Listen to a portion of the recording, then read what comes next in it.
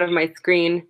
Oh, hey, what's going on, guys? We are live on episode 11 of the 808s and Bars podcast. My name is Trill, aka Porter. I guess I got that backwards there, but whatever. Yeah. It's been a long day. We finally are up on this album. It's been about 2 weeks. We have a special guest on. Jazz, say hello to the people. Hello. Oh no, your audio's already dropping out. Shit. This is not. All right, do me a favor. We're gonna try this one more time because if the audio starts dropping out at the beginning, it's definitely gonna drop out later. Turn off your camera if you have your camera on up at the top. Oh, it is? Yeah. Jason, is your camera off? Yeah, it's off. Oh shit. Okay. To be honest, I was kind of fucking around on like tabs and when okay. No worries. No worries. All right, I'll just restart it now and then I'll edit this part out. You said that in your last podcast and you did not edit that part. Oh no, I didn't say I was gonna edit. I thought it was funny if I just left it in. Oh, okay. When we started talking. Yeah. Like, let's just do it. Yeah. So, take 2 of the 808s and Bars podcast, episode 11. We're off to a great start here. Today we are going to be discussing the Nicki Minaj album Queen with our special guest Jazz, aka Heliotropics with an X at the end. You can follow her on Twitter. What's going on, Jazz? How are you? Hello. So Jazz is going to come on to talk with us about the Nicki Minaj album. Also, Jason, you can say what up too. Yo, I'm being a bad host today. I'm sorry, guys. I'm very as always. There are no snacks. As always, Jason's here, ready to unleash some takes. Hell yeah. So finally, after 2 weeks, we are ready to talk about the Nicki Minaj album and pretty much everything surrounding this album. There has been a lot going on leading up to this album. First off, are you guys up to date on, the latest happenings with this? There hasn't really been anything that's happened this weekend, but as of late last week, Nicki Minaj was absolutely back on her bullshit. Jazz, I don't know about you, but the last thing I remember is her giving Travis Scott whole nigga of the week. First of all, rude. And second of all, no, okay, so I have like a shit ton of tabs open here because I was trying to like mass digest whatever she's been, putting out there. But I can explain. The last thing that I actually saw in real time was the Harriet Tubman stuff, which was a lot. A lot to take in.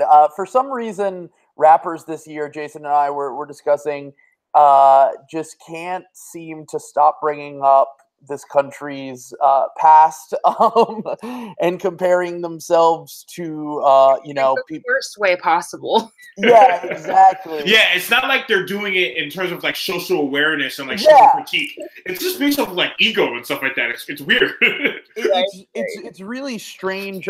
So for anyone who is not on Twitter, because that's how we digest most of our news, earlier this week, Nicki Minaj essentially compared herself to Harriet Tubman.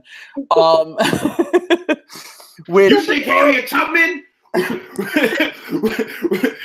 was following people around and was dressing nice? She was dropping bombs on Queen Radio earlier this week. It kind of all started with a few weeks ago. There was a lot of hype around the album. There were a lot of delays. Then she started calling out people. Jason, I know, was kind of a fan of the fact that she was calling out people for their bullshit originally. Yeah, I thought because I like her. You know what I mean? I'm a New Yorker. You feel me? She's a New Yorker. Like, she went to, I believe, if this is correct, she went to LaGuardia, I believe. I don't know. We may have to edit that shit out, but I think she went to LaGuardia High School. She is from Queens, yeah. She's from Queens, yeah. And like, I'm a New Yorker, you feel me? So I support any New York artist. It don't matter. Like, except for 6ix9ine. Except for 6ix9ine, yeah. I'll support basically like any New York artist who I like want to be good. I'm going to like give them a chance to be good. And like, I fuck with Nicki. Those mixtapes were hot. So I guess what we can say here is that, you know, she started off on a good note. She's kind of, you know, calling the industry out for their bullshit. I think she made a lot of really good. She made a lot of really good points. I mean, I think the fact that she was getting a ton of shit from, you know, streaming services like Spotify, whereas they were essentially Drake.com earlier this year when Drake released his album, and he has a show on Apple Radio too. So there's clearly a little bit of a double standard. I think what we can gather from this is that Nicki's starting to lose a little bit of her shine, a little bit of where she was 3 or 4 years ago, you know, being the biggest female rapper, being one of the biggest pop stars in the world. And now, you know, this album didn't sell so well. She starts going out after Travis Scott. She starts going after Travis Scott's baby. And I think it's really interesting, actually, is that I feel like if you've been following Nicki from the beginning or close to it, is she has had dips in popularity like that. Like, I mean, obviously she's been climbing upwards or trending upwards the whole time for like 10 years now. But I do feel like she's had some dips in popularity, but I don't think in all that time there was another contender. True. Right. Do you think that Cardi's rise has kind of put her on edge? I think it has. I think no one's perfect, and women are held to like all this pressure and shit, you know? And I think that it would be really unrealistic to say that that didn't freak her out, even if she won't admit it to herself or whatever, you know, even if she won't publicly admit it and she wants to be like the picture of supportive, because I feel like she does try to maintain that facade on the internet, like that she's supportive. Right. But I think that the lyrics in Queen itself, like, would betray that to be not true. It to be a little bit hypocritical, because she has said on record that she's cool with Cardi. Cardi and her apparently made up for any drama that they had at the Met Gala recently. But I heard that she was saying stuff like, "I write my shit," and like, right. And obviously that's a shot at. I mean, is it a shot at Cardi? Is it a shot? I highly doubt it's a shot at Drake. I mean, she seems no. She has openly said in like a lot of these radio interviews she loves Drake. That's like her brother. Yeah, right. Exactly. So going back to what Jazz said before, I think that you bring up a really good point, and that's something that I wanted to discuss. Is throughout this album, which we can now just kind of hop right into. She does bring up the fact that, you know, she writes her own shit. She's never paid for, you know, putting her music out there, which Cardi has admitted to. She even has a line on one of the songs that is, you know, I never had to strip to be in pole position. Oh my God. Yeah, I forgot about that. So, I mean, Jazz, in your opinion, like, do you think that she is being a hypocrite? Do you also think that she's feeding into kind of, you know, the way that the media has portrayed this, just because they're both female rappers from New York? Do you think that the media is pitting them against each other and that she's feeding into it? Or do you think that no matter what she said, she would have been criticized?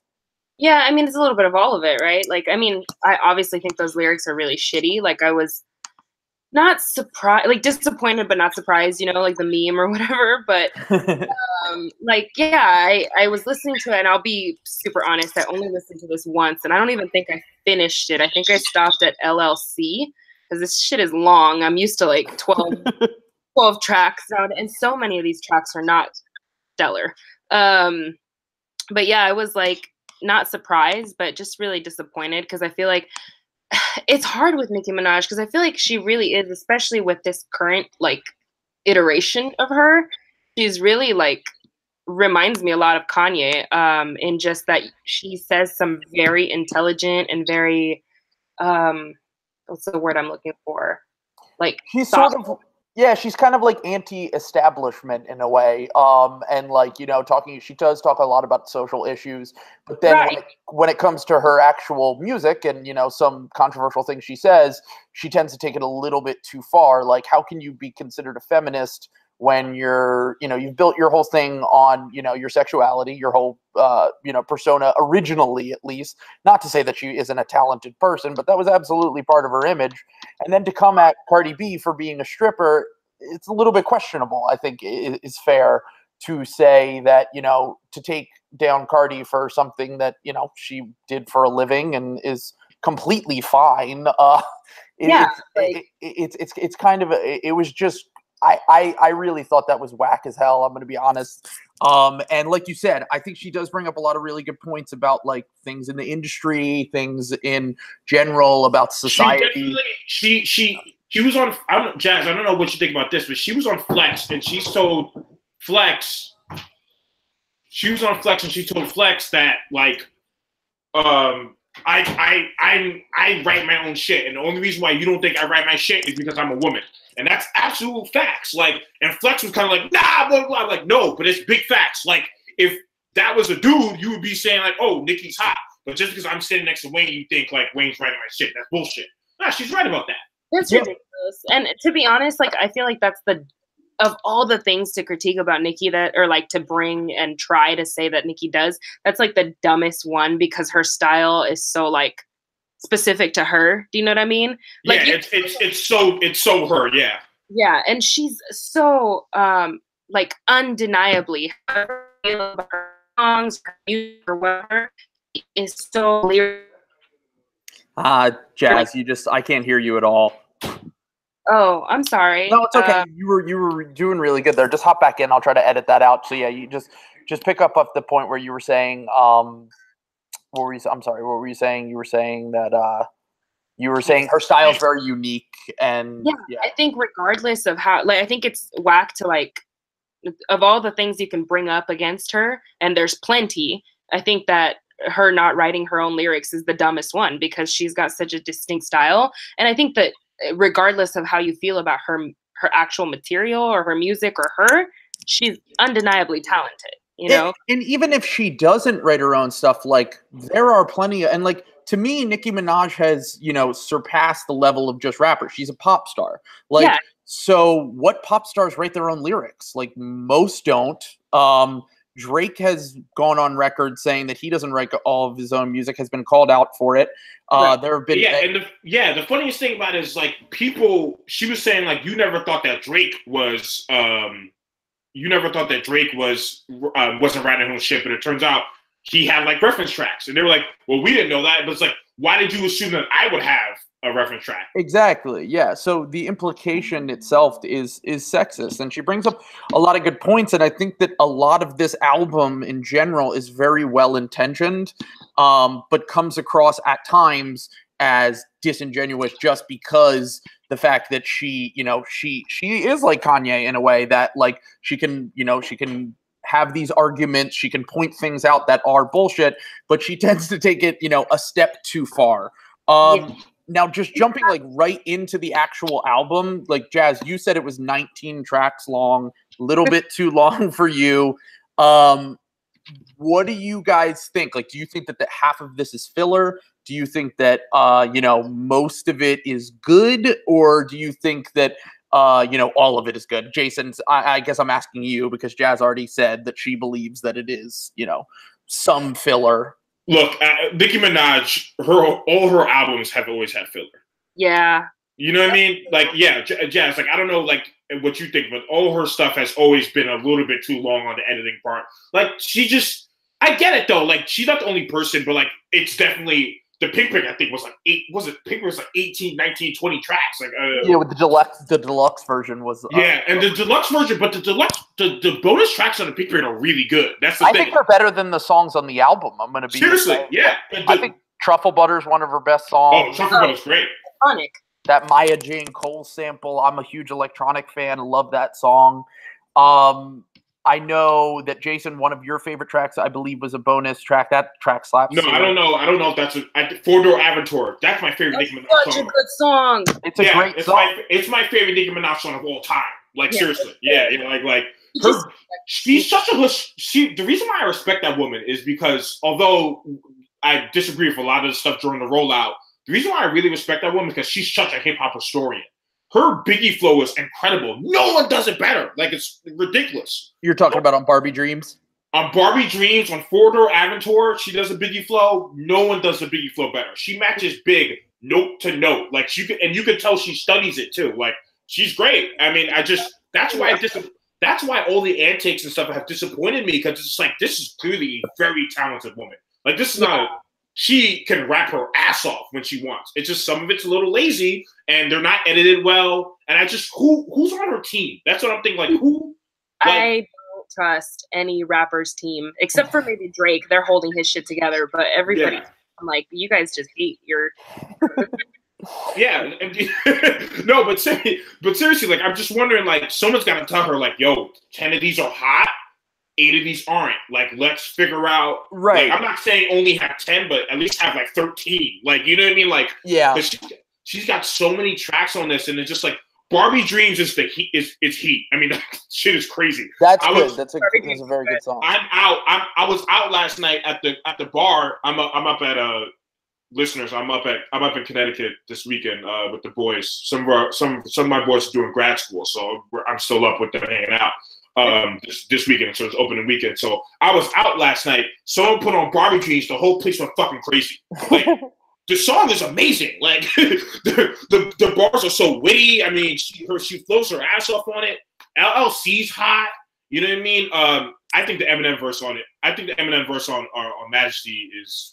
It's weird. Like, I don't want to hear Eminem on any. I hate it so much. Yeah, he's just rapping fast. Like, that's it. But her verses are good. Yeah, that's all Eminem has grown to care about is rapping fast, and it's like he just wants to do tricks. It's weird. Actually, just my personal opinion, I usually skip over Eminem verses in 2018, but I don't think it's entirely skippable. I don't think that it has any horrific lines. I don't really. It just kind of blends in with the song. It's boring. It's a little bit boring. Yeah, I mean, it's kind of actually, the whole song is boring. Personally, what's that? I said I think the whole song is boring. Personally, honestly, I think that song sucks. I think so. Yeah, I think that chorus is fucking so lame. I hate those like alt pop rock hooks. That sounds like an Eminem hook to me. It sounds like a song that could have been on Eminem's last album, and then Nicki kind of saved it a little bit. I like that you said that. You know what's interesting? Every single time she works with Eminem, she does shit that like he would do. It's because Eminem can't work with anyone else nowadays. It has to be an Eminem song. But I'm wondering, like, she is so unique and so distinct. Like, she doesn't need an Eminem cosign anymore. Like, does she still think she needs that? No, I think as a rap, like if I were a rapper, like a big name rapper, I would try to get features with other rappers that I respect. And I mean, it's hard with Eminem because he's such a piece of shit. You know, his old. But you know, if you grew up, I don't know how old you guys are, but if you grew up when he was hot, like he's such a big part of. Yeah. We did, and I absolutely still think that he is one of the most technically skilled rappers of all time. I don't think his music has aged particularly well, but I definitely have a level of respect for him. I will say that I think that the features on here are pretty good. Like, I would say outside of that Eminem feature, like Future sounds great on his track. Future sounds cool. I love the way that he did the vocals, like layering on there with that background where he's bouncing in between the lines. I thought that was really fresh. I thought Wayne's verse was pretty cool. Foxy Brown killed this shit, dude. Her verse on there was a real pop for me. Foxy's great. I'm so happy her and Foxy work together. Yeah, I was actually kind of surprised. I can't really keep up because I know she's beef with Remy Ma. I know she's beef with Lil Kim. Yeah, honestly, she didn't beef with Remy. Remy killed her. Let's be honest. Like, Jeff, I don't know what you think. Sheether, like, that shit is crazy. Wait, are we talking about Foxy and Remy, or are we talking about Nicki and Remy? Nicki and Remy. Oh yeah, Remy destroyed her, but it was fucking ugly. It was really ugly. Like, you could have. I feel like with the level of talent, she could have maybe not been so ugly about it. But you know, it's hip hop beef. Everything. It was all to sell records too. Yeah, it was very much like Jay-Z and Nas, kind of like the Ether diss was similar. The Sheether diss was similar to Nas' Ether to Jay, or it's very Pusha to Drake too. Very just like matter of fact and like, no, this is what's going on. I'm being disrespectful, blah, blah, blah, blah. It wasn't it wasn't no games and shit. She was going to war. Retrospectively, like at the time when that came out, I was like, oh shit, that was a little too much, you know, especially like with the references to her brother. But now Nicki's out here co-signing with fucking pedophiles. So it's like, oh, well, I guess Remy was right. Yeah, I forgot about that. Also, Yeah, I forgot about that. She's being accused. I mean, I'm not saying that it's fact, but she's being accused of stabbing her ex-boyfriend. Like, I don't know what I believe and what I don't believe. I think. What's that? She has a lyric that mentions like stabbing someone on the Pink Print. So I'm like, I'm leaning on it happened. I think it happened. Yo, I gotta listen to Pink Print again. Dead ass. Yeah. She definitely did reference it, but she has denied it publicly. I mean, who knows what to believe? But at the same time, it's like at the same time, she said on Flex that he was calling prostitutes on her credit card. So like that relationship seems as if we're talking about. By the way, we're talking about Nicki Minaj's ex-boyfriend Safari Samuels, who Nicki and Safari broke up in 2014, was it? And they've been coming at each other on Twitter ever since. Along with Meek Mill being a part of that too. I mean, Meek and his friends jumped Safari in Philly at one of these events in Philly. They went out. They jumped out of a car and literally like, "Yo, what's up?" and like chased Safari on the street and just beat his ass. So like, oh my God, I didn't even know that. You haven't seen that?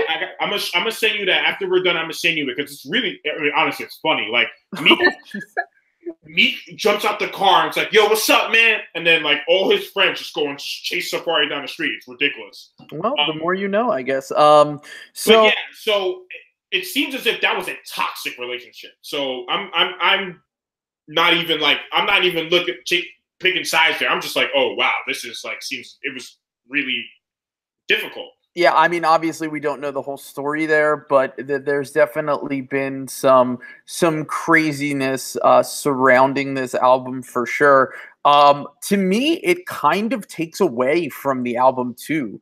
Like, I think that like because she's talking about so many things. I think the thing that like I'm gonna be totally honest, like I didn't like Nicki Minaj up until like the Pink Print was the first time that I heard Nicki. I never really listened to her mixtapes. I didn't like her albums. I thought they were like pretty. I mean, especially that second one was like it was basically not even a hip hop album. Reloaded has so many songs on it. Oh my God! And it's a mostly like dance pop album, which is fine, but it's just like I didn't really enjoy it. Pink Print, I think she starts to show off her rapping chops a lot more on an album level. She has some really good, solid songs on there. She's blending the two, sides of the pop friendliness with the rapping really well. And she does it from time to time on here.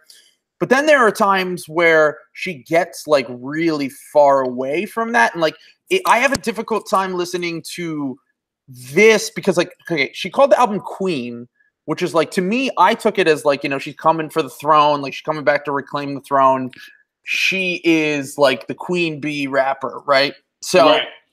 So I'm thinking, we're going to get another Pink Print that, and she does go hard on some of these songs, but other songs like, I believe it was Come See About Me, like that's could be like a Taylor Swift song. Like that's not even a hip hop song at all. So I'm just kind of confused as to, is she coming for the rap throne? Is she just coming to establish herself as, the pop rapper? I'm kind of confused because she goes back and forth between the two so much throughout this album that it's almost like it's like half pop and half rap. Jazz got kicked out, I think, bro. Oh, she did? Yeah. What the fuck? Fuck. Damn, dude. This shit is a fucking nightmare. It's just a nightmare. Like, wait, you're back? Hey. Oh, what's up? Okay. When did you drop out? While you were talking, she did. Oh, okay, cool.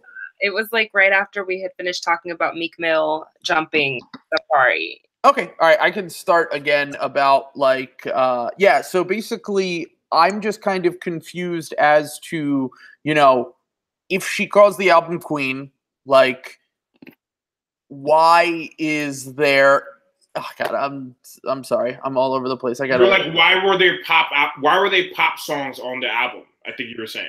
Yeah, I mean, I look at it like it's not to say that there can't be pop songs on the album. She always said, I believe she said once in an interview that she wanted to be like Jay-Z, but also she wanted to be like Madonna.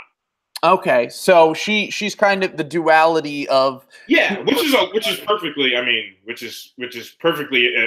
an aspiration that's great. You know what I mean? Right, and I think as the hip hop fan in me, I think she's much better at rapping, though. I agree. Yeah, and I think that the rap songs on here are really solid. Like, I think that like she proves that she can rap her ass off on Chun-Li, LLC. I mean, yeah, Barbie Dreams, Coco Chanel towards the end. Like, I think that might be the hardest song on the whole album. It's really eerie. It has like this like jungle style electronic beat. It might be the best song on there. Like I said, I thought Foxy Brown's verse was hard as hell. I think that like when she raps and she wants to rap, she can make like I don't know if she can make a classic album. Like she said she wanted to make a classic with the Pink print. She said she wanted to make a classic with this one too. Well, she said she wanted to make a hip hop classic. Is what and she said she wanted to make a hip hop classic with this album. Yeah, you're right. So like, how could this be a hip hop classic when half of the songs aren't even hip hop? Yeah, I think she got closer to an iconic album with the Pink print, like especially within hip hop. Like, there's more rapping on there. I mean, like I said before, the song number 15, "Come See About Me," like that sounds like a Taylor Swift song to me, or it like really does sound like a Taylor Swift song. And like that's fine. I'm not saying like, but I as a hip hop head, I have a hard time. I almost feel unqualified to review pop music because I don't listen to pop music. I love pop music, and I just don't think that her pop game right now is good. Like I think of like songs like Super Bass and Starships. Like I like Super Bass. You don't like Super Bass? I love Super Bass. I actually think Super Bass is a good crossover hit. I don't love Starships as much, but I didn't love Starships, but I can see it's like pop like sensibility. Like, I can see why people would like it. Oh, for sure. Yeah, it was probably the biggest song of her career. I mean, I am very conflicted. Who would you say is a better pop artist right now than Nicki Minaj in terms of quality and content? Pop music? Yes. Like everyone? I don't mean to be like shady. I just mean like I don't think her pop music is very good right now. I just like, all the pop content in this record was so boring to me. And I thought the Ariana Grande. I'm sorry to cut you off. I thought the Ariana Grande song was a misstep. Like that could have been fire. Yeah. I agree. I didn't even notice. I was like, I was so checked out, and I love Ariana Grande. So I was like, I was looking at the track list a minute ago, and I was like, wait, Ariana was in this? Like, I didn't even notice. Like, normally kind of blended in on that chorus. Yeah, the electronic style was like that 2011 EDM. It's kind of just, and there are a few songs on here, like that song with The Weeknd, Thought I Knew You, the Bed, the song that you just mentioned, and then into Run and Hide. It's just a string of electronic pop songs that to me could have just been left off the album. I don't really see the purpose of them within the context of the album. They don't add to the story. They don't add to really anything. I find them to be skippable. I love his voice, and I love his last project. I have like a weird love-hate relationship with him, but I do always like perk up when I hear his voice, and none of it did it for me. I was just like, can we get to the rapping? I have a theory that he's much better over, I've said this before on the podcast, I hate The Weeknd over this style of production. I don't think his voice meshes very well with the big room arena EDM that comes with, that came on Starboy, the style that comes here. And yeah, I mean, yeah. But like, I just think that this is just a super forgettable song. I think that there are a lot of songs on here where like when she's in her zone, she's rapping her ass off. I fuck with it. Like, yeah. I think that when she starts to lose me is when she's going for these super poppy songs. But at the same time, I guess that really has always been her approach to music. It's more a critique of her as an artist than it is of this album, I guess I'm trying to say. So. Yeah. I personally find her to be polarizing, but I try to like I said, I'm not a pop music fan, so I'm trying to view this album from I guess I don't want to say grading on a curve, but I'm grading based on something that isn't my taste necessarily, so it's kind of hard. But do you guys think that with this album, Nicki proves that she is. I don't want to compare her to Cardi B because I think that's just kind of a cop out. Like, I think just because Cardi is the hottest female rapper out right now, like, do you think that like this is the beginning of the end for Nicki, or do you think this is her like coming back and like she's going to continue with this momentum with her next project and go on from there? I don't think that this is the beginning of the end for her, because I think that we're living in like an age where certain artists just don't have a finish line. Do you know? Yeah. Hello? Yo. Hello? Did she drop out again? She's probably talking and we can't hear her. Yeah. Shit. Oh, we might just have to redo this episode, dude.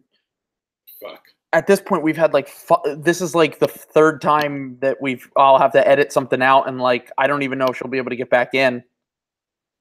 Do you want to just retry again, or I don't even know? This is such a nightmare, dude. We could try to retry again and just try to like summarize it and make it like not as long.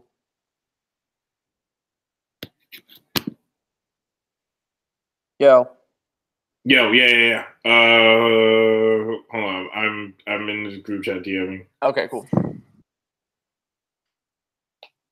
She's been kicked out. Oh no, that was 7 minutes ago. That was 7 minutes ago, yeah. Yeah. This shit sucks, dude. I should just try to use fucking the other program at this point. Yeah, Google Hangouts garbage. It's the last time we'll ever do this. Yeah. I fucking hate this shit, dude. It drives me insane. Yeah, she's dropped out. Yeah. It drives me crazy. All right. Yeah. You want to try one more time, and then if it doesn't work, we'll figure something else out? Yeah. We'll just do me and you or something. Yeah. All right. Sounds good.